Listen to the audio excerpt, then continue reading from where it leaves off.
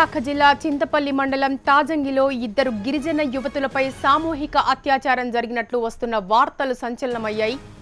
8 మంది యువకులు ఇద్దరు గిరిజన యువతులపై పాశావికంగా లైంగిక దాడి చేసినట్లు ప్రచారం జరుగుతోంది. అయితే ఇంతవరకు చింతపల్లి పోలీసులకు లైంగిక దాడిపై ఎలాంటి ఫిర్యాదు అందలేదని అంటున్నారు.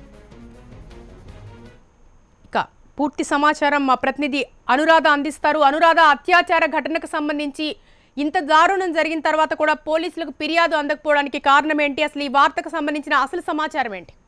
శిరీష, విశాఖ జిల్లా చింతపల్లి మండలం ఆంజంగి గ్రామంలో జరిగిన ఈ అత్యాచార ఘటన ఒక్కసారిగా అక్కడ గిరిజనులందరినీ కూడా ఉలికిపడేలా చేసింది. అయితే ఇక్కడున్న ఈ గిరిజన బాధిత మహిళలు పాంగి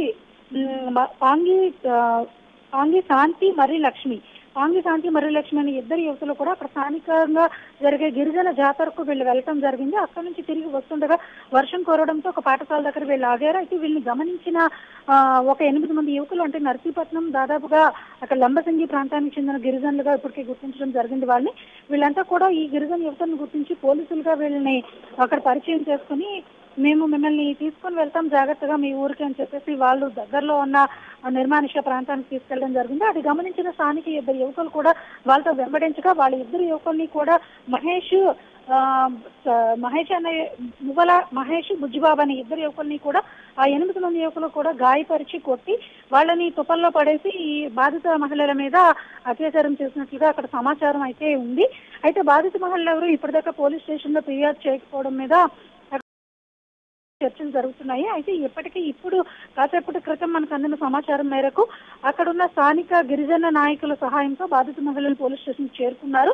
అయితే అక్కడున్న గిరిజన సాంప్రదాయాల ప్రకారం గిరిజన పెద్దలు వీళ్లతో మాట్లాడి మేము మా సాంప్రదాయాల ప్రకారం మేము పోలీస్ స్టేషన్కి వెళ్ళి తెలుసుకోవటం లేదు, మేము మా గిరిజన సాంప్రదాయ ప్రకారం వాళ్ళందరినీ కూడా పిలిచి మాట్లాడతామని చెప్పి ఇప్పటిదాకా వాళ్ళు సంప్రదింపులు జరిపిన నేపథ్యంలో పోలీసులు అయితే కేసు నమోదు చేయని పరిస్థితి. అయితే ఇప్పుడు ప్రస్తుతం కాసేపటి క్రితం ఒక అరగంట క్రితం పోలీస్ స్టేషన్కి వాళ్ళు వెళ్ళటం జరిగింది.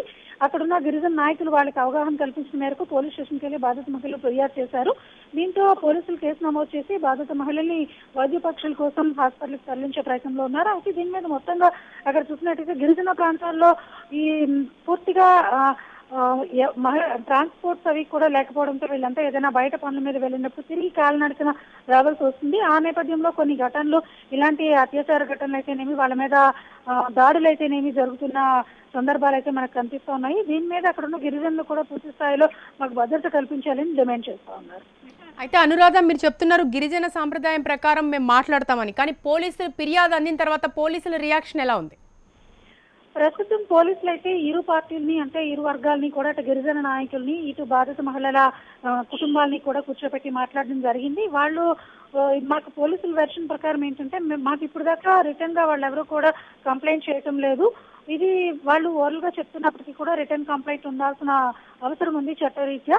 అయితే మేము గిరిజన తెగల్లో ఇలాంటి తండాలు, అంటే బాగా రిమోట్ ఏరియాస్ లో ఉన్న గిరిజన తండాలు ఇలాంటి ఘటనలు ఏమైనా జరిగితే వాళ్ళు పరువు ప్రతిష్టల కోసం, అంటే గిరిజన తండాల్లో ఉండే సంప్రదాయాల ప్రకారం వాళ్ళు ఊరు మధ్యన గ్రామస్తుల మధ్యనే వీళ్ళు మాట్లాడుకోవడం జరుగుతుంది. అదే సంప్రదాయం ప్రకారం మేము మాట్లాడుకొని ఈ విషయాన్ని మేము తేల్చుకుంటామన్న ధోరణితో ఇప్పటిదాకా వ్యవహరించినప్పటికీ కూడా ఇందులో నర్సీపట్నంకి చెందిన కొంతమంది యువకులు ఉండటం, అలాగే అక్కడ లంబసింగి ప్రాంతానికి చెందిన కొంతమంది యువకులు ఉండటం మీద దీని మీద పోలీసులు కూడా వచ్చి విచారణ చేసి వాళ్ళకైతే అవగాహన కల్పించి పోలీస్ స్టేషన్ లో కేసు అయితే నమోదు చేయించారు.